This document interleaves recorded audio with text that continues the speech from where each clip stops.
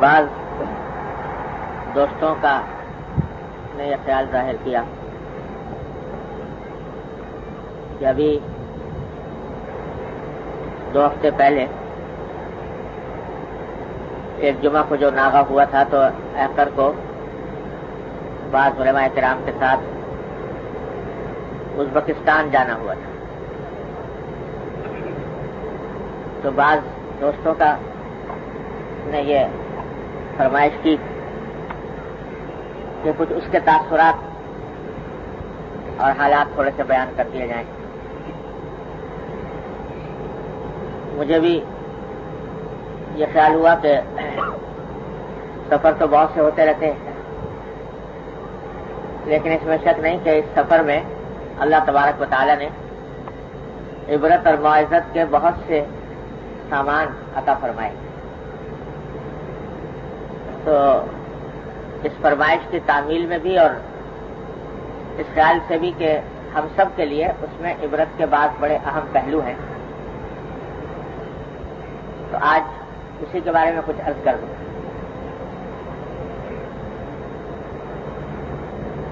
جیسا کہ پہلے بھی میں کئی مرتبہ عرض کر چکا ہوں کہ کوئی بھی واقعہ اس دنیا میں ایسا نہیں ہوتا کہ جس میں انسان کے لیے کوئی نہ کوئی درس کا پہلو نہ ہو، اور جس میں انسان اپنی زندگی کے لیے کوئی نہ کوئی سبق نہ سیکھ سکے. اگر اللہ تعالیٰ دیکھنے والی آنکھ عطا فرمائے، سمجھنے والا دل عطا فرمائے، تو زندگی کا ہر واقعہ کچھ نہ کچھ سبق رکھتا ہے. تو یہ سفر جو پیش آیا اس کے اندر بھی ہمارے عبرت اور معزت کے بہت سے پہلو ہیں. سفر تھا ازبکستان کا. یہ وہ ریاست ہے جو حال ہی میں روس کے تسلط سے آزاد ہوئی ہے، اور کبھی اپنی زندگی میں یہ تصور نہیں تھا کہ ان مقامات کو دیکھنے کا اتفاق ہو سکے گا، کیونکہ حالات ہی وہاں روس کے تسلط کے بعد ایسے تھے.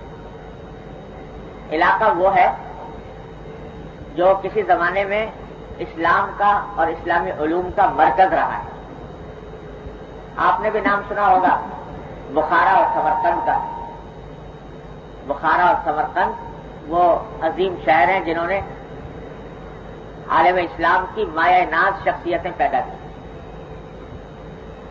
آپ نے یہ بھی سنا ہوگا کہ سیاہ ستہ 6 کتابیں حدیث کی سیاہ ستہ کہلاتی ہے، جو حضرت صلی اللہ علیہ وسلم کی احادیث کا سب سے مستند مجموعہ اور ذخیرہ ہے.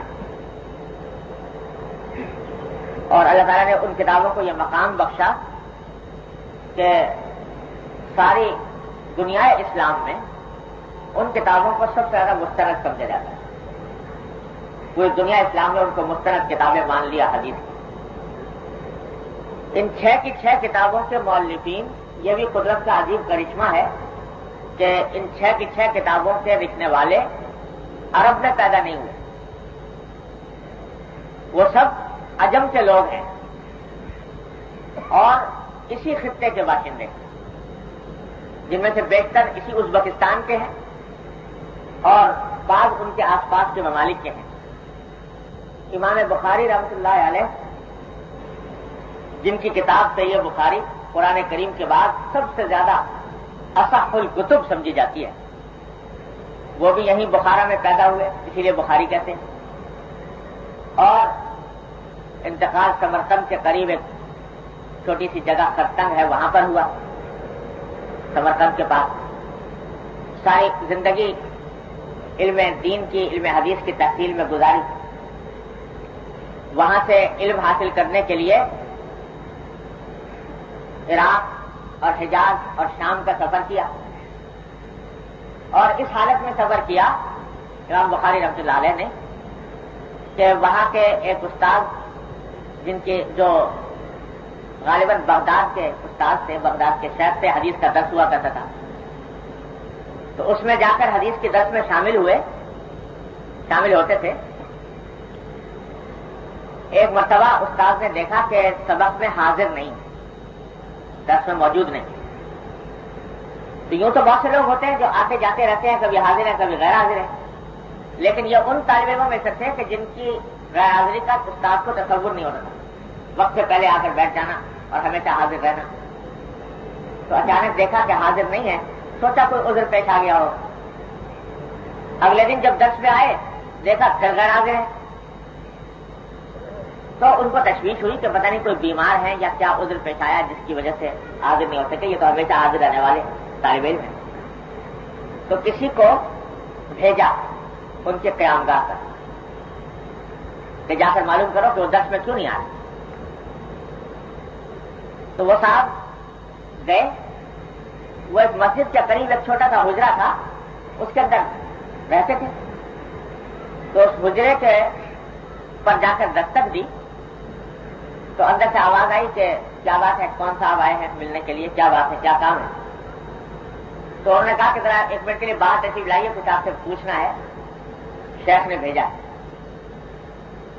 تو جواب میں اندر سے امام بخاری رحمۃ اللہ علیہ نے جواب میں فرمایا کہ بھائی بات یہ ہے کہ میں باہر نکلنے سے معذور ہوں، یہیں سے مجھے بتا دیجئے کہ کیا بات ہے۔ تو انہوں نے کہا کہ اگر آپ بیمار ہیں تو ہم آپ کی عیادت کر لیں گے، آپ کی کوئی ضرورت ہے تو وہ پوری کر دیں۔ امام شیخ نے اس لیے بھیجا کہ آپ غیر حاضر ہیں 2 دن سے سبق میں، ان کو تشویش ہے۔ تو جب انہوں نے زیادہ اصرار کیا تو امام بخاری نے اللہ سے جواب دیا کہ اصل میں معذور اس لیے ہوں کہ میرے پاس کوئی ایسا کپڑا نہیں ہے کہ جس کو پہن کر میں اپنی ستر عورت کر سکوں۔ ایک کپڑا میرے پاس تھا، اسی کو دھو کر پہن لیا کرتا تھا اور اسی کو دھو لیتا، اسی کو پہن لیتا، لیکن اب وہ کپڑا اتنا جگہ جگہ سے پھٹ گیا ہے کہ اگر اس کو میں پہن کر باہر آؤں تو جو شریعت کا حکم ہے کہ مرد کے لیے گھٹنے سے اوپر ناف تک کا حصہ یہ ڈھکا رہنا چاہیے، تو یہ شریعت کا حکم میں پورا نہیں کر سکتا، اس واسطے مجبوراً گھر میں بیٹھا ہوں۔ اس حالت میں جا کر علم حاصل کیا امام بخاری نے۔ ایسے نہیں بن جاتا امام بخاری، ایسے ہی دنیا نہیں مان لیتی کہ کسی کو امام اور اپنا مقتدا۔ ان قربانیوں کے بعد یہ علم حاصل فرمایا۔ آج ہمارے پاس یہ پکی پکائی روٹی موجود ہے، حدیث کی کتابیں، ایک ایک حدیث بیٹھ کر آرام سے بیٹھ کر مسند کے اوپر بیٹھ کر پڑھ لی اور سن لی۔ ان حضرات نے ایک ایک حدیث کو حاصل کرنے کے لیے ایسی ایسی قربانیاں دی ہیں، ایسی ایسی مشقتیں اٹھائی ہیں کہ انسان کی عقل حیران رہ جاتی ہے۔ تو اس طرح یہ علم حاصل کرنے کے بعد پھر واپس اپنے وطن بخارا گئے، اور اس بخارا کے اندر اس مدرسے میں، مدرسہ میر عرب کے نام سے مشہور ہے، اب بھی آج بھی موجود ہے، اس کی زیارت کا شرف حاصل ہوا۔ تو اس میں جا کر امام بخاری رحمۃ اللہ نے اپنی حدیث کی کتاب صحیح بخاری لوگوں کو لکھوائی۔ اس زمانے میں پریس کا رواج تو تھا نہیں، جو پریس ہوتے اور اس میں کتاب چھپ جاتی اور پھیل جاتی۔ وہاں تو طریقہ یہ تھا کہ استاد بیٹھتا اور بیٹھ کر املا کراتا تھا، سننے والے بیٹھ کر اس کو لکھ لیتے۔ اس طرح 90,000 نسخے صحیح بخاری کے اس مدرسے سے بیٹھ کر لکھوائے ہیں امام بخاری رحمۃ اللہ۔ 90,000 نسخے صحیح بخاری۔ اور آج تو لاؤڈ اسپیکر کا زمانہ ہے، ذرا چند افراد جمع ہوئے تو لاؤڈ اسپیکر کی ضرورت پیش آ جاتی ہے، اس کے بغیر کام نہیں چلتا۔ اور اس زمانے کے اندر حضرات محدثین رحمہ اللہ تعالیٰ کے ایک ایک درس میں اتنے افراد ہوتے تھے کہ کسی ایک محدث کے بارے میں لکھا ہے کہ اس کے ایک درس کے اندر 15,000 قلم اور دوات شمار کیے گئے لکھنے والے۔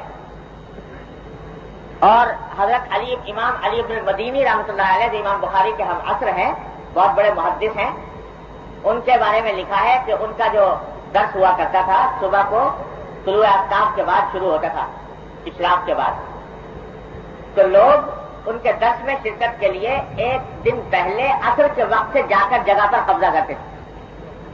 سب جگہ ملتی تھی، عصر کے وقت سے جا کر جگہ اپنی بناتے تھے، وہاں پر کوئی رومال وغیرہ بچھا کر بیٹھتے تھے تاکہ اگلے دن طلوع آفتاب کے بعد ان کے درس میں شمولیت ہوتی۔ ہوتا یہ تھا کہ استاد نے ایک جملہ حدیث کا کہا، جو جہاں تک آواز گئی وہاں تک لوگوں نے سنا اور لکھا، پھر ایک اور آدمی کھڑا ہوتا تھا، وہ اس کو دوڑانا تھا پچھلے والے لوگوں کے لیے. پھر جہاں تک اس کی آواز گئی وہاں تک لوگوں نے سنا اور لکھا. اس کے بعد ایک اور آدمی کھڑا ہوتا تھا، وہ پیچھے. اس طرح ایک ایک جملہ تمام افراد تک پہنچایا جاتا تھا. اس طریقے سے امام بخاری رحمۃ اللہ علیہ نے وہاں پر یہ صحیح بخاری کے 90,000 نسخے اس مسجد کے اندر، مسجد مدرسہ میر عرب کے اندر تعلیف فرمائے اور دونوں دنیا تک پہنچائے. تو اب یہ کر رہا تھا کہ یہ سرزمین وہ ہے جس نے امام بخاری جیسا انسان پیدا کیا. امام ترمذی ترمذ کے رہنے والے تھے، وہ بھی ازبکستان کا حصہ ہے. اور بڑے بڑے اولیاء کرام، بزرگان دین، حضرت آپ نے سنا ہوگا سلسلہ نقشبندیہ، صوفیاء کرام کا بہت بڑا سلسلہ ہے. اور ہمارے ہاں جو حضرت تھانوی رضی اللہ عنہ کا جو سلسلہ ہے اس میں چاروں سلسلوں میں بیعت ہوتی ہے، اس میں نقشبندیہ سلسلہ بھی داخل ہے. اس کے جو امام ہیں حضرت بہاؤالدین نقشبند رحمۃ اللہ علیہ، وہ بھی وہیں سمرقند کے قریب ان کا مزار ہے اور وہیں پر ہوئے ہیں. حضرت خواجہ عبید اللہ احرار رحمۃ اللہ علیہ، مولانا عبد الرحمن جامی کے شیخ اور استاد، وہ بھی وہیں پر سمرقند کے اندر ہوئے ہیں. سمرقندی کے اندر ان کا مزار ہے. اور یہ وہی بزرگ ہیں حضرت خواجہ عبید اللہ احرار رحمۃ اللہ علیہ، جن کا واقعہ شاید میں نے کبھی آپ کو سنایا تھا کہ ایک شخص ان کی شہرت سن کر، ان کی بزرگی کی شہرت سن کر ان کی خدمت میں حاضر ہوا. تو آ کر دیکھا تو حضرت خواجہ عبید اللہ احرار رحمۃ اللہ علیہ کے بڑی تجارتیں چل رہی تھی. دکانیں ہیں، تجارتیں ہیں، صبح سے شام تک تجارت کے کام میں مشغول ہیں. کچھ لوگ بھی آتے ہیں، اپنا ان کو ارشاد تلقین بھی فرماتے ہیں، لیکن زیادہ وقت گزرتا ہے تجارت کے کاموں. تو اس نے، وہ جو آدمی آیا تھا، اس نے یہ سوچا کہ میں تو سمجھ کے آیا تھا کہ کوئی اللہ کے ولی ہیں، بزرگ ہیں اور اللہ اللہ کرتے ہوں گے بیٹھ کر، یہ تو تجارت میں لگے ہوئے ہیں صبح شام تک. تو اس کے دل میں یہ خیال پیدا ہوا. تو ایک دن حضرت خواجہ عبید اللہ احرار رحمۃ اللہ علیہ تفریح کے لیے عصر کے بعد ہوا خوری کے لیے باہر نکلے ہوئے تھے. یہ شام بھی ساتھ تھے. تو چلتے چلتے خواجہ عبید اللہ احرار رحمۃ اللہ علیہ نے فرمایا کہ بھائی ہمارا دل چاہتا ہے کہ حج کو چلے. تو انہوں نے کہا کہ حضرت یہ تو بڑی اچھی بات ہے، اگر مجھے بھی رفاقت مل جائے تو بڑی سعادت ہے، آپ کی رفاقت میں حج کی سعادت نصیب ہو جائے. تو حضرت خواجہ صاحب نے فرمایا کہ بس ٹھیک ہے، بس چلو، یہ سڑک جا رہی ہے اسی راستے پر، بس چلو. تو وہ جو مریض صاحب تھے انہوں نے کہا کہ حضرت ابھی جہاں بس ابھی اور کیا. کہا کہ اچھا میں ذرا ایک چادر چھوڑایا اپنی وہاں جہاں قیام اپنے قیام کا انتظام کر رکھا ہے، وہاں پر میری ایک چادر رکھی ہوئی ہے، وہ ذرا چادر اٹھا لو تو پھر آپ کے ساتھ چلو. تو حضرت نے فرمایا کہ بھائی تمہیں اپنی چادر کی اتنی فکر ہے کہ اس چادر کے لیے کے بغیر تم حج کو جا نہیں سکتے، اور تم نے یہ نہ دیکھا کہ ہماری اتنی تجارتیں پڑی ہوئی ہیں وہاں پر، کتنی دکانیں کھلی ہوئی ہیں، کتنی تجارتیں چل رہی ہیں، کتنے افراد اس میں کام کر رہے ہیں، اور اس کو چھوڑ کر ہم جانے کو تیار ہیں. پھر سمجھایا کہ بات دراصل یہ ہے کہ دل تمہارا اٹکا ہوا ہے اس چادر کے اندر. الحمدللہ میری تجارتیں بہت چل رہی ہیں، لیکن اللہ کے فضل و کرم سے دل کسی میں اٹکا ہوا نہیں. اور دنیا وہ ہے جس میں انسان کا دل اٹک جائے، اور دل اگر چھوٹی سی چیز میں اٹک جائے، چھوٹی سی چادر میں، تو وہ چادر دنیا ہے انسان کے لیے. اور اگر دنیا بہت ہو لیکن دل اٹکا ہوا نہ ہو تو وہ بھی دنیا نہیں، وہ بھی آخرت. یہ بات حضرت خواجہ عبید اللہ احرار رحمۃ اللہ علیہ کی، اور ان کا مزار بھی اسی سمرقند کے اندر واقع ہے. مولانا عبد الرحمن جامی رحمۃ اللہ علیہ کے استاد ہے. اور ان کا یہ مقولہ مشہور ہے کہ یہ چونکہ تاجر آدمی تھے، بظاہر دن رات تجارت کا کام کرتے تھے، ساتھ ساتھ بادشاہ وقت جو تھا اس کی اصلاح کی بھی فکر کرتے رہتے تھے. کبھی کبھی اس کے بعد جاتے، اس کو جا کر نظرباز نصیحت کرتے. تو لوگ سمجھتے تھے کہ یہ دنیا دار آدمی ہے، تجارت میں لگے رہتے ہیں، اور ساتھ ساتھ بادشاہوں کے ساتھ، حکام کے ساتھ بڑا تعلق ہے. تو لوگ سمجھتے تھے کہ یہ دنیا دار آدمی. کیا ہوا بھائی؟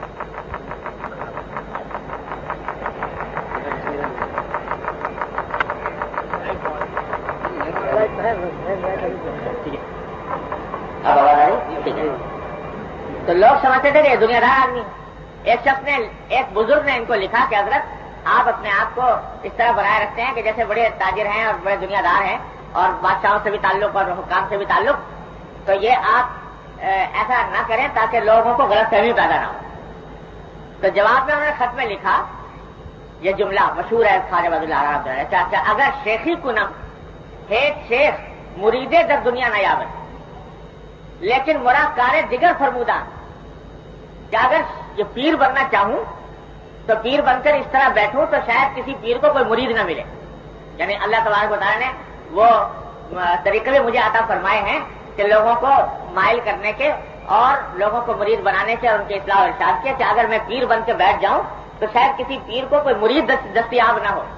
لیکن مرا کار دیگر فرمودان لیکن مجھے اللہ تعالیٰ نے کسی اور کام کے لیے بنایا, کسی اور کام کے لیے پیدا کیا ہے کہ میں وہ کام انجام دے رہا ہوں کہ یہ بادشاہوں کی اصلاح اور حکام وقت کی اصلاح کی فکر میں لگا ہوا ہوں. اللہ تبارک و تعالیٰ اس کو قبول فرمانے میرے لیے یہی ذخیرہ آخرت بن جائے. یہ بھی انہی کا خواجہ عبید اللہ احرار رحمۃ اللہ علیہ کا مقبول ہے. ان کا مزار بھی سمرقند میں ہے. حضرت نبی کریم صلی اللہ علیہ وسلم کے چچا زاد بھائی حضرت قسم ابن عباس رضی اللہ تعالیٰ, حضرت عباس چچا ہے حضور اقدس صلی اللہ علیہ وسلم کر یہ ان کے صاحبزادے جو سب سے پہلے اس علاقے میں اسلام کی دعوت لے کر تشریف لے اور وہیں پر شہید ہوئے. ان کا مزار بھی کسی جگہ پر واقع ہے. درد چپا چپا شخصیتوں سے بھرا ہوا ہے. بڑے بڑے فقہا, بڑے بڑے محدثین, بڑے بڑے اولیاء کرام, علم کلام اور علم عقائد کے ائمہ وہ سب اس جگہ پر مدفون ہیں. تو مرکز تو تھا ایسا عظیم الشان اسلام کا جس نے ایسے ایسے آفتاب و ماہتاب پیدا کیے, لیکن یہ شامت اعمال ہے کہ وہی مرکز جو ہر وقت قال اللہ قال رسول میں گونجتا تھا, یہ اشتراکی انقلاب کے بعد جب کمیونسٹوں کا انقلاب آیا تو اس نے رفتہ رفتہ ان سارے علاقوں پر قبضہ کر لیا. یہ ترکستان کہلاتا تھا کسی زمانے میں. یہ علاقہ کبھی ترکستان کے نام سے معروف ہوا تاریخ میں, کبھی توران کے نام سے, کبھی خوارزم کے نام سے, مختلف نام اس کے ہوتے رہے. لیکن یہ علاقہ اتنا بڑا تھا کہ سارا ہندوستان, پاکستان, بنگلہ دیش, برما, سعودی عرب وہ سارا ملا لیا جائے تو مجموعی رقبے سے بھی زیادہ بڑا رقبہ, اتنا بڑا ملک تھا. لیکن اس کو تقسیم کر کے تقسیم کر کے بہت سے حصوں میں تقسیم کر دیا روس نے. اور یہ اس آخری دور کے اندر ظلم و ستم کی اور جبر و تشدد کی ایسی داستانیں اس نے قائم کی, ایسی مثالیں قائم کی کہ شاید دنیا کے اندر اور کہیں نہیں ملے.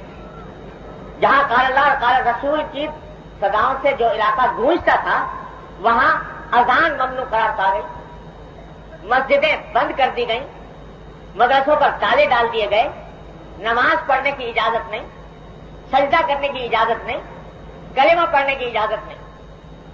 یہاں تک کہ مسجدوں کو بعض جگہ سینما گھروں میں تبدیل کر دیا گیا, بعض جگہ گودام بنا دیے گئے, بعض جگہ ورک شاپ بنا دیے گئے, بعض جگہ دفتر کھول دیے گئے, مسجدیں بند.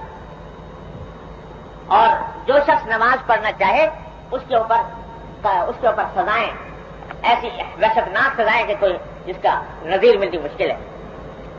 علماء کرام خاص طور پر نشانہ بنے. ملا کہلاتے تھے. یہ آج تو ملا کا لفظ انگریز نے بڑا بدنام کر دیا اور اس لفظ کو گالی بنا دیا, لیکن حقیقت میں یہ تاریخ کے اندر بڑا عظمت کا لفظ تھا اور جس کی بہت تعظیم کرنی ہوتی تھی. جو بڑا پڑھا لکھا, بڑا عالم و فاضل آدمی ہوتا تھا اس کو ملا کا خطاب ملتا تھا. اور ان علاقوں میں اس کو دام اللہ کہا جاتا تھا. دام اللہ کے معنی بہت بڑا علامہ. لیکن یہ انگریز نے اور غیر مسلم طاقتوں نے یہ دیکھ کر کہ ہمارا سب سے بڑا دشمن یہ ملا ہی ہے, لہذا ملا کو اتنا بدنام کیا کہ یہ گالی بن گیا لفظ. لیکن حقیقت میں یہ ملا ہی تھا جس نے اس 70 سال کی زبردست مشقتوں کو جھیل کر اس قوم کے اندر کم از کم ایمان کی حفاظت کر. اس کے ساتھ یہ سلوک ہوا کہ جس شخص کے بارے میں معلوم ہو گیا کہ اس کا علم دین سے کوئی تعلق ہے ذرا سا بھی, اس کے لیے خندقیں کھودی گئیں. خندقوں کے اندر چونا بھر کے اس کے اندر علماء کو ایک ساتھ دھکا دے دیا گیا کہ وہ چونوں میں طرف کر ختم ہو گئے. ایسے بھی واقعات پیش آئے کہ ان کو اٹھا کر سائبیریا کے علاقے میں جلا وطن کر دیا, جہاں درجہ حرارت -60 ڈگری ہوتا ہے, -60. جہاں درجہ حرارت ہوتا ہے کہ کوئی انسان کے لیے زندہ رہنا مشکل ہے، وہاں پر لے جا کر جلا وطن کر دیا کہ ان کے لیے کوئی راستہ موجود نہیں ہے۔ یہ مشقتیں ان کے اوپر ڈالی، بہت سو کو ناخن اکھیڑ دیے گئے، بہت سو کی کھالیں کھینچ دی گئیں، اور روز یہ منظر آنکھوں کے سامنے آیا کرتا تھا علماء کرام کہ یہ علماء کے ساتھ کیا سلوک ہو رہا ہے۔ لیکن اسی حالت میں اللہ تبارک و تعالیٰ کے ان بندوں کو اللہ نے توفیق دی کہ 70 سال اس عالم میں گزرے ہیں اس جبر و تشدد کی فضا میں، لیکن اس کے بعد بھی اللہ تبارک و تعالیٰ نے ان کو توفیق دی کہ چھپ چھپ کر خفیہ طریقے سے تہخانوں میں بیٹھ کر اور خفیہ حجروں میں بیٹھ کر انہوں نے قال اللہ اور قال رسول کو نہیں چھوڑا۔ ہم سمرقند کے اندر ایک امام صاحب کے دعوت پر ان کے مسجد میں جا کر مقیم ہوئے، اور وہ امام وہاں کے مشہور ائمہ میں سے ہیں، مشہور علماء میں سے ہیں، اور انہوں نے بتایا کہ یہ مسجد جس میں آپ قیام پذیر ہیں، یہ مسجد روسی انقلاب کے بعد اس کو سنیما گھر میں تبدیل کر دیا گیا، اور اگر کچھ دن پہلے آپ آتے تو میں آپ کو وہ اشتہار دکھاتا جو اس کے دروازے پر لگے ہوئے تھے، فلموں کے اشتہار، اور نماز پڑھنے کی اجازت نہیں۔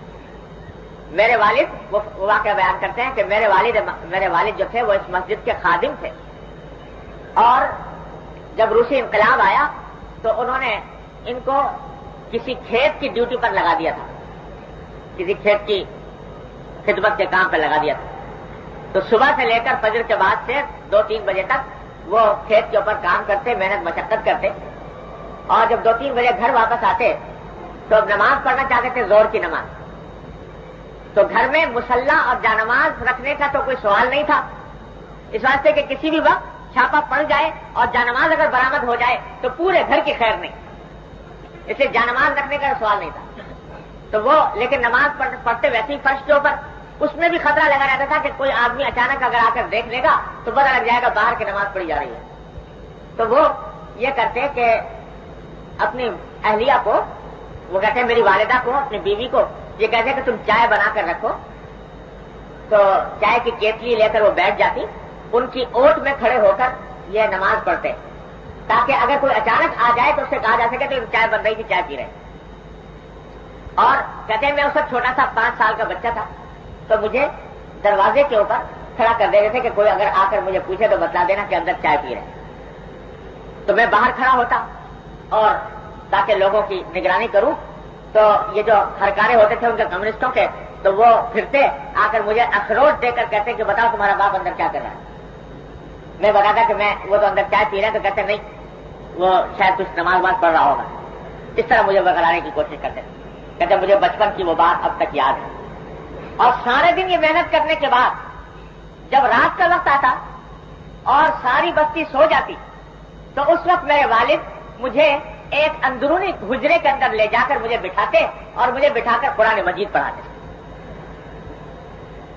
اور پھر رفتہ رفتہ انہوں نے اپنے گھر کے اندر اس کمرے کو اس طرح بنا لیا تھا کہ باہر سے ایک الماری معلوم ہوتی تھی، اس میں برتن رکھے ہوئے تھے، لیکن حقیقت میں وہ الماری ایک دروازہ تھا، اس دروازے کو کھول کر اندر چھوٹا سا ایک کمرہ نکل آتا تھا، اس کمرے کے اندر میں اپنے والد سے بیٹھ کر قرآن کریم کی تعلیم حاصل کرتا تھا، نہ صرف قرآن کریم کی بلکہ عربی زبان کی بھی اور سارے اسلامی علوم کی بھی رفتہ رفتہ اس طریقے سے ہم نے تعلیم حاصل کی۔ اور کہتے تھے کہ وہاں سارے لوگ سو رہے ہوتے اور ہمارا یہ مدرسہ اندر چل رہا ہوتا، سارا دن کھیت کی خدمت اور رات کے وقت میں بچوں کو پڑھانا، اس طریقے سے خفیہ طریقے سے یہ معمول تھا۔ اور اس وقت کہتے ہیں مجھے اپنے والد کا یہ جملہ یاد ہے کہ میرے والد نے کہا تھا کہ بیٹا میں تو پتہ نہیں کب دنیا سے رخصت ہو جاؤں، لیکن یہ دین تمہیں ایک امانت کے طور پر حوالے کر کے جا رہا ہوں۔ یہ وہ زمانہ آ گیا جو نبی کریم سرور دو عالم صلی اللہ علیہ وسلم نے فرمایا تھا کہ ایک وقت ایسا آ جائے گا کہ دین کو تھامنا اور دین کے اوپر عمل کرنا ایسا ہو جائے گا جیسے کہ ہاتھ میں انگارہ اٹھا۔ تو میرے والد نے کہا کہ بیٹا یہ دین میں تمہیں تمہارے ہاتھ پر ایک انگارہ چھوڑ کر جا رہا ہوں، یہ ایسا انگارہ ہے کہ اس کو تم پھینک بھی نہیں سکتے، اگر پھینک دو گے تو یہاں کا انگارہ تو دور ہو جائے گا، جہنم کے انگارے تمہارا استقبال کریں، اس واسطے اس انگارے کو پھینک بھی نہیں سکتے، لیکن اگر اس کو ہاتھ میں رکھو گے تو اس کی تپش اور جلن تو جب تک وہ انگارہ موجود ہے تمہارے ہاتھ محسوس کریں گے، اس کو تمہیں گوارا کرنا ہوگا، اس پر تمہیں صبر کرنا ہوگا۔ اسی طرح اللہ کے بندوں نے اپنے دین کو محفوظ رکھا، اور جہاں جہاں ملا کوئی آباد تھا اس کا گھر مدرسہ بنا ہوا تھا، رات کا یہ شبینہ مدرسہ جو خفیہ تہخانوں کے اندر، خفیہ حجروں کے اندر بیٹھ کر اس نے اللہ اور اللہ کے رسول صلی اللہ علیہ وسلم کا یہ پیغام دنیا کے لیے محفوظ رکھا۔ آج ملا کو گالیاں دینے والے تو بہت ہیں، ملا کو بدنام کرنے والے بھی بہت، اور ملا کی برائیاں کرنے والے بھی بہت، لیکن یہ نہیں جانتے کہ اللہ تبارک و تعالیٰ نے اس کلمہ لا الہ الا اللہ محمد رسول اللہ کو محفوظ اس ملا کے ذریعے رکھا۔ اس نے مشقتیں جھیل کر، جان پر کھیل کر، تلوار اپنے سر پر لٹکتی ہوئی دیکھ کر، موت کو سامنے ناچتا ہوا دیکھ کر، روکھی سوکھی کھا کر، فاقے جھیل کر اس بات کی کوشش کی کہ جس طرح سے امت کے سامنے کلمہ لا الہ الا اللہ محمد رسول اللہ کو محفوظ کر دیا، اور اللہ تبارک و تعالیٰ نے اس سے یہ کام لیا۔ آج بھی اگر اس علاقے کے اندر کچھ تھوڑا بہت دین نظر آتا ہے تو وہ انہی قربانیوں کا نتیجہ ہے۔ بہت سے علماء ملتے تھے اور ان سب علماء کے سے باتیں عربی زبان میں ہو جاتی تھی، اور تو کوئی راستہ ان سے گفتگو تھا نہیں، عربی زبان میں بات ہو جاتی، عربی اچھی خاصی بولتے تھے۔ تو جس سے ہم پوچھتے کہ بھائی عربی آپ نے کہاں سے سیکھی، تو ہر شخص یہ کہتا کہ صاحب ہم نے حجرے میں سیکھی، حجرے میں سیکھی۔ حجرے سے مراد یہی تھا کہ ہر ملا کے گھر میں یہ ایک خفیہ تہخانہ تھا جس میں بیٹھ کر یہ تعلیم حاصل ہو رہی ہوتی تھی، لوگ خواب راحت کے مزے لے رہے ہوتے، اور یہ اللہ کے بندے اللہ اور رسول کا پیغام آپس میں ایک دوسرے سے ذکر کر رہے ہوتے۔ اس طرح اللہ نے ان کے ایمان کو محفوظ رکھا، اور حقیقت یہ ہے کہ ایمان کی حلاوت ان کو حاصل ہے۔ ہمیں آپ کو ورثے میں مل گیا اسلام، بیٹھے بٹھائے اللہ نے اپنے فضل و کرم سے ایک مسلمان گھرانے میں پیدا کر دیا، ماں باپ مسلمان تھے، اور اس کے نتیجے میں اللہ تبارک و تعالیٰ نے یہ دین اور ایمان کی دولت عطا فرما دی۔ کوئی کانٹا اس دین کو حاصل کرنے کے لیے پاؤں میں نہیں چبھا، کوئی قربانی دینی نہیں پڑی، کوئی فاقہ سہنا نہیں پڑا، کوئی تکلیف برداشت کرنی نہیں پڑی، کوئی پیسہ خرچ کرنا نہیں پڑا۔ اللہ تعالیٰ نے سب پر پھاڑ کر یہ نعمت دے دی، اس واسطے اس کی قدر نہیں۔ لیکن قدر پوچھیے ان سے جنہوں نے اس انگارے کو ہاتھ میں لے کر اور ان جان پر کھیل کر اس ایمان کی حفاظت کی ہے۔ معمولی بات نہیں ہے کہ 70 سال تک یہ ظلم و ستم کی چکی میں پسنے کے بعد اور پھر انسان مسلمان نکل آئے، اس طرح نکل آئے۔ آج آخر میں جا کر روسی حکومت نے بھی کچھ آزادیاں دے دی تھی، اکا دکا مسجدیں کھول دی گئی تھی، 2 مدرسے بھی قائم کر دیے گئے تھے۔ اس زمانے میں لوگ جانے تھے تو ان کو دکھا دیا جاتا تھا کہ دیکھو بھائی ہمارے یہاں بھی یہ مسجدیں قائم ہے، مدرسے قائم ہے، تو اکا دکا کچھ ہو گئی تھی، لیکن تعداد ان کی محدود تھی۔ جو سب سے بڑا مدرسہ روس کے زمانے میں تھا، لیکن قدر پوچھیے ان سے جنہوں نے اس انگارے کو ہاتھ میں لے کر اور ان جان پر کھیل کر اس ایمان کی حفاظت کی ہے۔ معمولی بات نہیں ہے کہ 70 سال تک یہ ظلم و ستم کی چکی میں پسنے کے بعد اور پھر انسان مسلمان نکل آئے، اس طرح نکل آئے۔ آج آخر میں جا کر روسی حکومت نے بھی کچھ آزادیاں دے دی تھی، اکا دکا مسجدیں کھول دی گئی تھی، 2 مدرسے بھی قائم کر دیے گئے تھے۔ اس زمانے میں لوگ جاتے تھے تو ان کو دکھا دیا جاتا تھا کہ دیکھو بھائی ہمارے یہاں بھی یہ مسجدیں قائم ہے، مدرسے قائم ہے، تو اکا دکا کچھ ہو گئی تھی، لیکن تعداد ان کی محدود تھی۔ جو سب سے بڑا مدرسہ روس کے زمانے میں تھا تاشقند کے اندر، اس میں زیادہ سے زیادہ 40 طلبا کے پڑھنے کی اجازت تھی، 40 سے زیادہ نہیں پڑھ سکتے تھے۔ لیکن آج الحمدللہ جب وہ آزادی حاصل ہوئی تو اب چھوٹے چھوٹے مدرسوں میں جا کر دیکھو تو معلوم ہوا کہ یہاں طلبا کی تعداد 200 ہے، یہاں 500 ہے، یہاں 1000 ہے۔ اللہ تعالیٰ کے فضل و کرم سے تعداد تیزی کے ساتھ بڑھ رہی ہے، اور ان کو قدر و قیمت معلوم ہو رہی ہے کہ اب الحمدللہ ہم قرآن پڑھ سکتے ہیں، لیکن کتابیں ان کے پاس نہیں، قرآن کریم کے نسخے ان کے پاس نہیں۔ مسجدوں میں جائیے، مسجدیں بھری ہوئی نظر آئیں گی الحمدللہ، بہت مسجدوں میں لوگوں کا رجوع بڑھ رہا ہے، لیکن اس کے اندر قرآن کریم کے نسخے نہیں۔ جمعہ کے دن میں مسجد کے اندر قرآن شریف اپنا چھوٹا ہماری شریف تھی وہ بیٹھ کے پڑھ رہا تھا، تو اس مسجد میں کم از کم بھی 3,000 سے 3,500 آدمی نماز پڑھنے کے لیے آئے ہوں گے۔ تو جو بھی آتا وہ قرآن کریم کو حیرت سے اور بڑی لالچ سے دیکھتا تھا کہ یہ کیا نعمت لیے بیٹھا ہے۔ کہیں وہ قرآن کریم کا نسخے اتنے کم ہیں کہ ان کے لیے وہ عجوبے سے کم نہیں۔ تو یہ حالت ہے۔ بچوں کو پڑھانے کے لیے نورانی قاعدہ نہیں، نورانی قاعدہ جو بچوں کو پڑھا رہے ہیں، تو وہ ایک کو دیکھا تو وہ سن 1917 کا چھپا ہوا، وہ روسی انقلاب کے وقت کا، اس کی فوٹو اسٹیٹ کر کر کے وہ پڑھاتے رہے۔ تو اس طرح بے سر و سامانی کے عالم میں اور کسب و کرسی کے عالم میں انہوں نے یہ وقت گزارا ہے، اور اللہ تبارک و تعالیٰ نے پھر اس ایمان کی قدر کی بھی توفیق عطا فرمائی، جن کو ہاں بہت سے ہیں جو بہ گئے اسی سیلاب، جو ملا کے زیر اثر نہیں تھے، ملا سے ان کو کاٹ دیا گیا تھا، تو وہ پھر بالآخر اس طرح بہ گئے کہ ان کو بسا اوقات کلمہ بھی معلوم نہیں کہ کلمہ کیا ہوتا ہے، نام سے مسلمان ضرور ہیں لیکن دین کے بارے میں کچھ پتہ نہیں، لیکن جن کا دامن کسی نہ کسی طرح ملا سے جڑا ہوا تھا، ملا سے وابستہ تھا، الحمدللہ اس پورے 70 سال کی مشقت کے بعد بھی الحمدللہ وہ صحیح سالم ایمان کے ساتھ بیٹھے ہیں اور اب قدر کر رہے ہیں، اس بات کی تلاش میں ہیں کہ کسی طرح دین کا علم حاصل ہو۔ تو یہ حالات ہیں، یہ ہم نے اس مرتبہ وہاں اس علاقے میں دیکھے۔ کچھ عرصے پہلے مجھے چین جانے کا اتفاق ہوا تھا، تو وہاں بھی کم و بیش یہی حالات نظر آئے تھے۔ وہاں پر بھی صورتحال یہی تھی کہ ایک مدت دراز تک نماز پڑھنا منع تھا، مسجدیں بند تھیں، سب کچھ پابندیاں تھیں، لیکن اس کے باوجود اللہ کے بندوں نے اپنے دین کو محفوظ رکھا، خانوں کے اندر کتابوں تک کو محفوظ رکھا۔ وہاں چین کے اندر مجھے ایک عجیب نظارہ دیکھنے کا اتفاق ہوا کہ میں ایک مدرسے میں گیا تو دیکھا کہ چھوٹے چھوٹے بچوں کے سر پر عمامے بندھے ہوئے، 12-13 سال کا بچہ ہے اور اس کے سر پر عمامے بندھا، ہر ایک بچے کے سر پر عمامے۔ تو میں نے پوچھا کہ بھئی یہ بڑی اچھی بات ہے، چھوٹے سے بچوں کے عمامے بڑے خوبصورت بھی لگتے ہیں، سنت بھی معلوم، سنت کا اہتمام کا بھی بڑا اہتمام معلوم ہوتا ہے، تو یہ کہاں سے آپ لوگوں نے یہ ریت ڈالی؟ تو مجمع میں تو کسی نے جواب نہیں دیا، مگر مجھے تنہائی میں ایک امام صاحب نے بتایا کہ اصل میں بات یہ ہے کہ کچھ عرصے سے ہمارے ہاں بچوں کو مذہبی تعلیم کی اجازت تو مل گئی ہے، لیکن اب بھی پابندی یہ ہے کہ 18 سال سے کم عمر کے بچے کو مذہبی تعلیم نہیں دی جاتی۔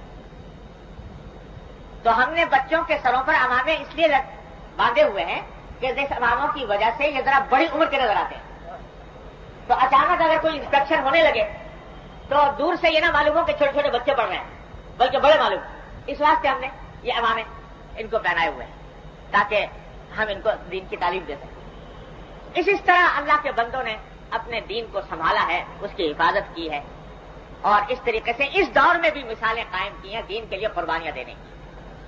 تو عبرت جو ہوتی ہے وہ کئی پہلوؤں سے ہوتی ہے۔ ایک تو یہ کہ اللہ تبارک و تعالیٰ نے ہمیں کیسی نعمتوں سے سرفراز فرمایا۔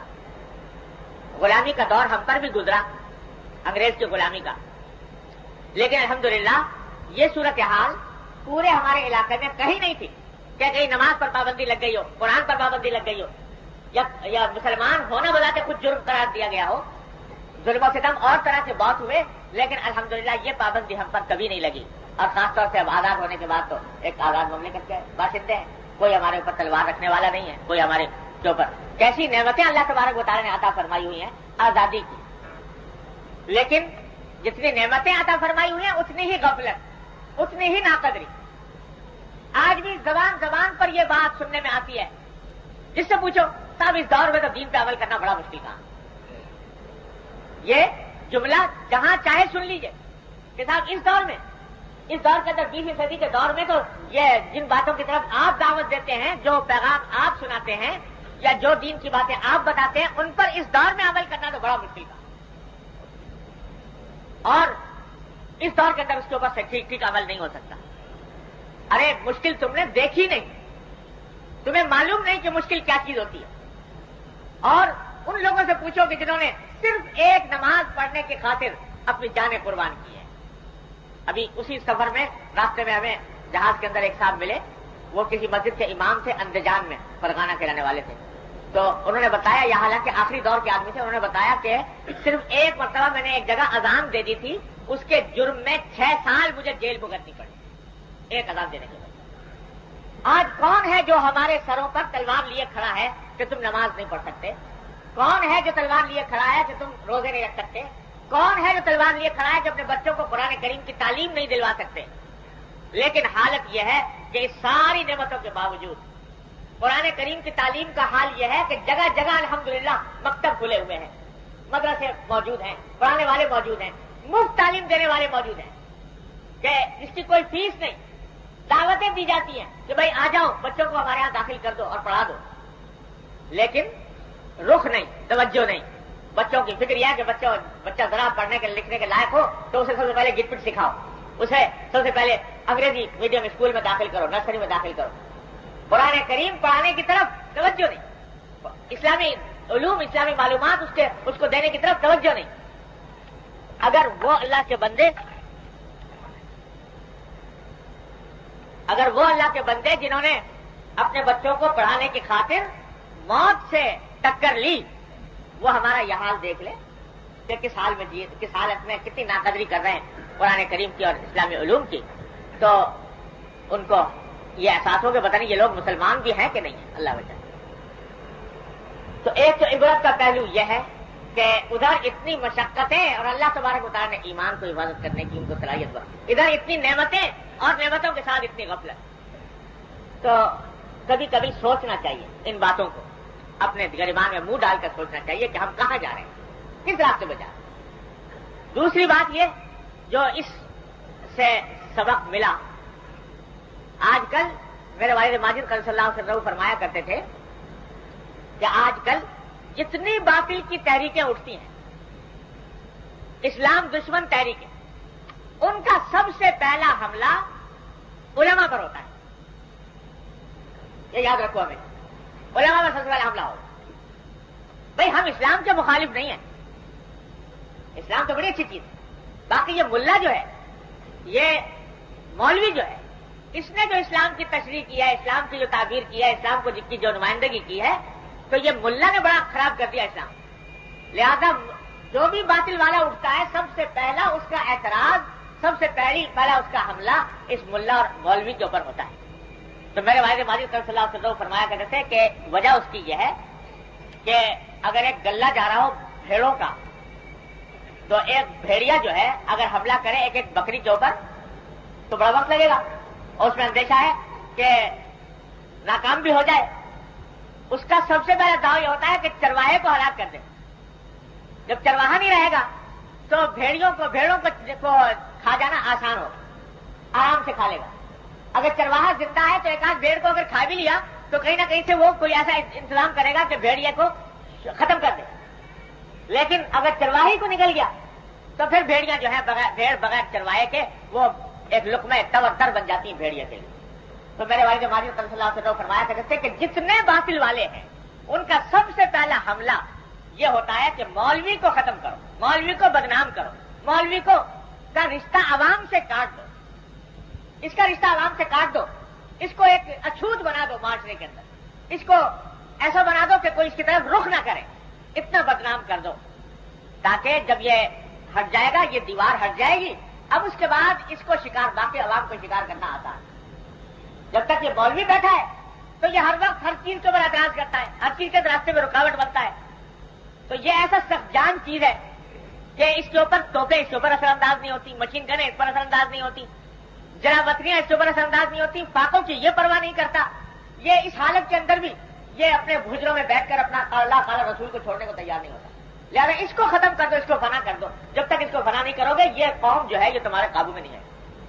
تو یہ ہر باطل والے کی کوشش ہوتی ہے اور یہی کوشش وہاں پر بھی ہوئی. لیکن آنکھوں نے دیکھ لیا اس 70 سال کے دوران جو شخص ملا سے کسی نہ کسی طرح وابستہ تھا تو اس کو اللہ تبارک و تعالیٰ نے پھر بھی محفوظ رکھا، اس کا ایمان بچ گیا.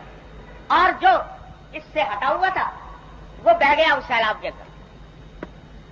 اقبال مرحوم جو مشہور ہمارے اردو کے شاعر ہیں، تو انہوں نے ان کے بہت شعر مشہور ہیں، ملا کے خلاف بھی ہیں بہت سے شعر. ملا کا جو تصور ان کے ذہن میں جو انگریزوں نے پیدا کیا تھا اس کی بنیاد پر بعض اوقات ملا کے خلاف بھی، ملا کی اذاں اور مجاہد کی اذاں اور اس قسم کے بہت سے شعر ملا کے خلاف بھی ہیں. لیکن ایک شعر انہوں نے بڑی حکمت کا کہا ملا کے بارے میں. وہ انگریزوں کی طرف سے انگریزوں کی زبان بولتے ہوئے وہ شعر کہا کہ افغانیوں کی غیرت دین کا ہے یہ علاج، افغانیوں کی غیرت دین کا ہے یہ علاج، ملا کو ان کے کوہ دمن سے نکال دو.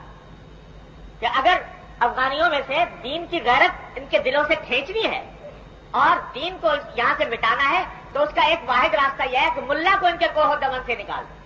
جب تک ملا بیٹھا ہے یہ سینے میں جلنے والی ایمان کی شمع بجھ نہیں سکتی. اس کو نکال دو تو پھر اس شمع کو بجھانا آسان. تو یہ در حقیقت یہ پالیسی تھی انگریز کی بھی، اور یہی پالیسی ہر دشمن اسلام طاقت کی ہوتی ہے. اسلام پر براہ راست حملہ کرے گا نا تو عام مسلمان جو ہے جس کے دل میں کلمہ لا الہ الا اللہ ہے وہ کوئی اسلام کے خلاف بات سننا گوارا نہیں کر سکتا، برداشت نہیں کر سکتا. کوئی کہے کہ اسلام چھوڑ دو، توبہ توبہ نعوذ باللہ، کتنا ہی بے عمل انسان ہو، فاسق فاجر انسان ہو، اس سے کہے کہ تو اسلام چھوڑ دے تو کبھی تیار نہیں ہوگا، مرنے مارنے کو تیار ہو جائے.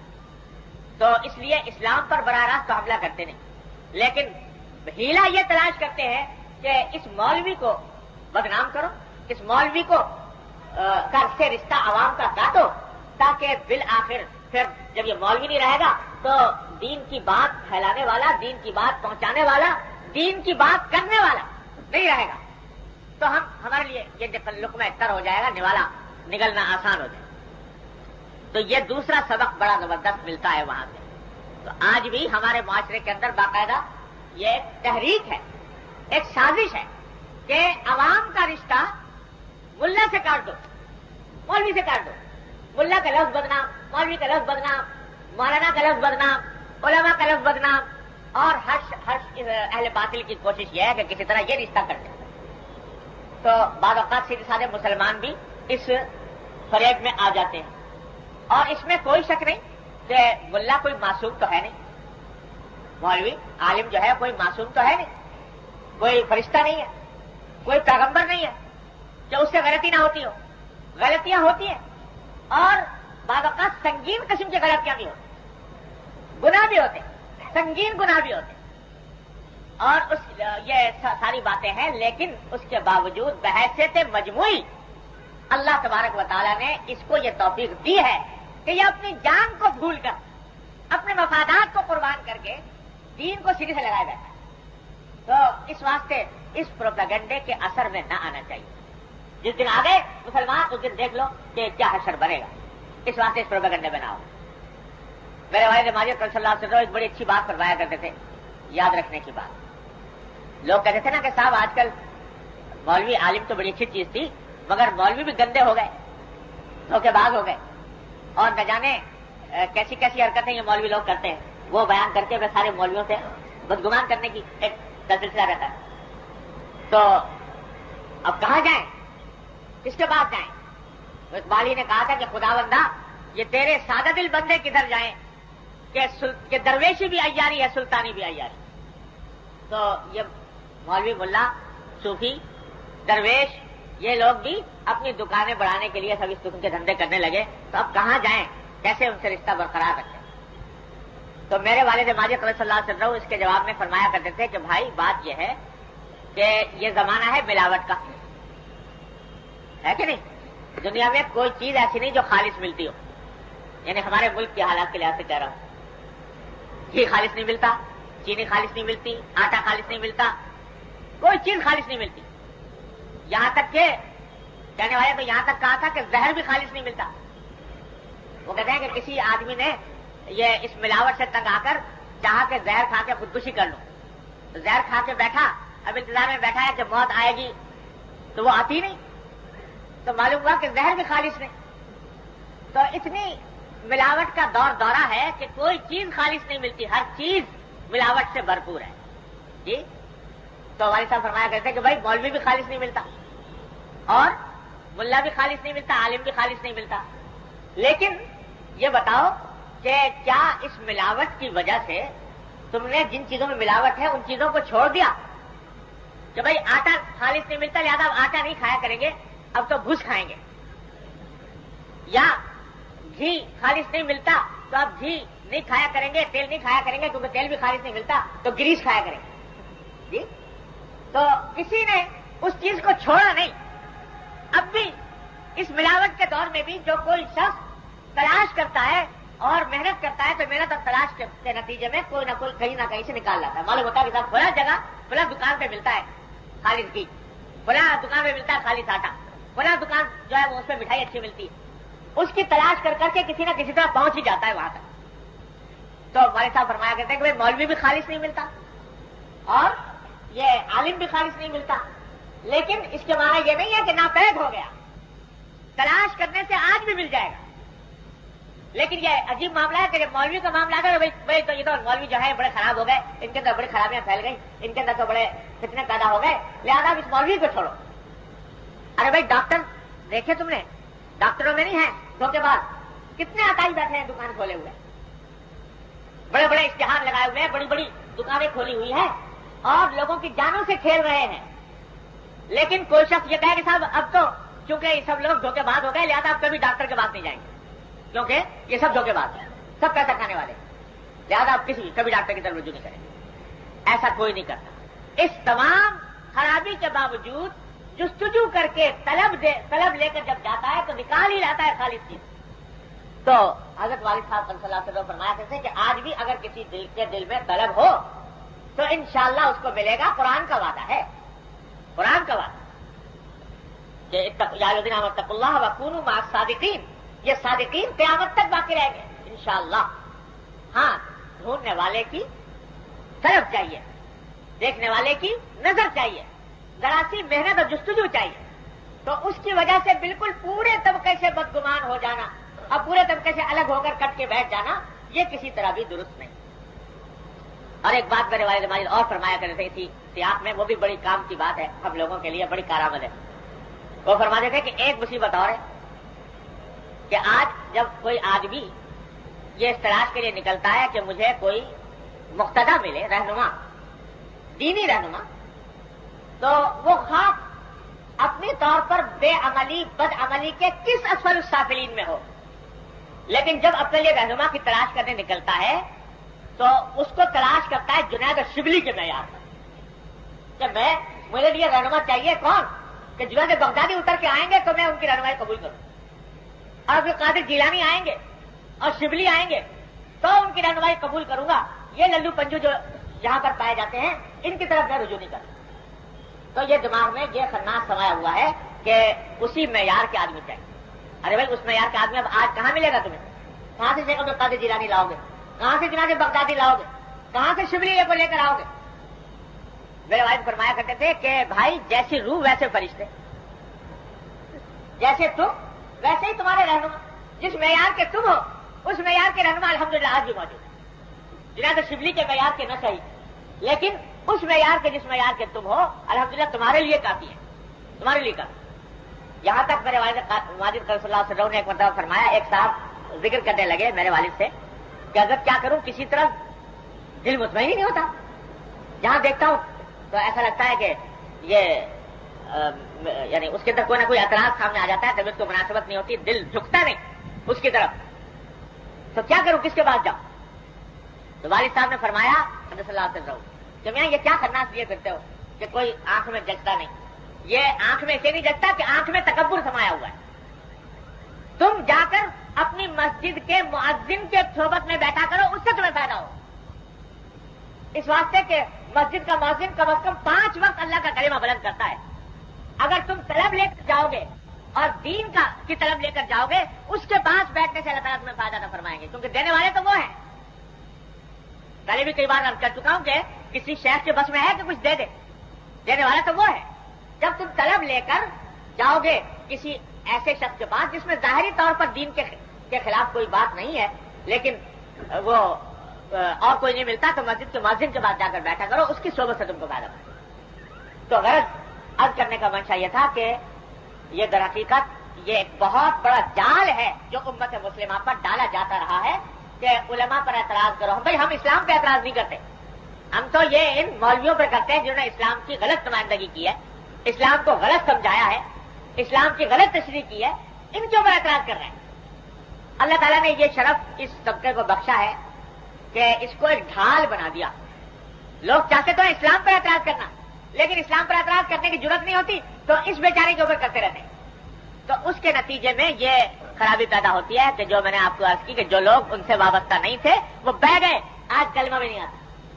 تو یہ اس پروپیگنڈے میں, اس سازش کے اندر کبھی بھی مبتلا نہ ہو. اللہ تعالیٰ ہم سب کی اس سے حفاظت فرمائے, اہل حق کے ساتھ ہمیں ہمیشہ وابستہ رکھے. اللہ تبارک و تعالیٰ دین اور ایمان کی قدر پہچاننے کی توفیق عطا فرمائے. وآخر دعوانا اللہم صلی علی سیدنا محمد. یا اللہ رحمت سے ہمارے تمام گناہوں کو معاف کر, یا اللہ ہمارے اعمال و اخلاق کی اصلاح کر. یا ارحم الراحمین دین و ایمان کی قدر پہچاننے کی توفیق عطا فرما، یا اللہ اس کی صحیح فہم عطا فرما، اس پر عمل کی توفیق عطا فرما، اس پر استقامت عطا فرما، یا اللہ اپنے رحمت سے حق سے اور اہل حق سے ہمیشہ وابستہ رکھ، یا اللہ اپنے رحمت سے حق سے ہم سب کو وابستہ رکھ، یا ارحم الراحمین اپنے فضل و کرم سے تمام حاضرین اور حاضرات کو ان کے تمام جائز مقاصد میں کامیابی عطا فرما، یا اللہ سب کی پریشانیوں کو دور فرما، سب کی مشکلات کو آسان فرما، اللهم انا نسألك من خير ما سألك منه عبدك ونبيك محمد صلى الله عليه وسلم ونعوذ بك من شر ما استعاذ منه عبدك ونبيك محمد صلى الله عليه وسلم.